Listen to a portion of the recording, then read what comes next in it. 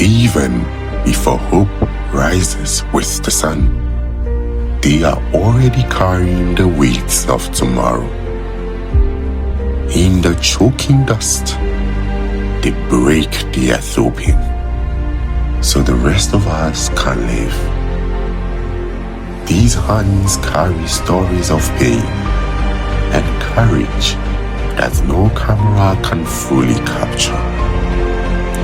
Even in the silence of forgotten places, they keep reaching for possibility.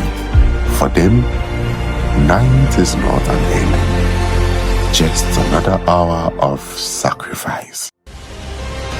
And somehow, from all that struggle, they still find the strength to smile. Because alone it is hard, but together they become unbreakable.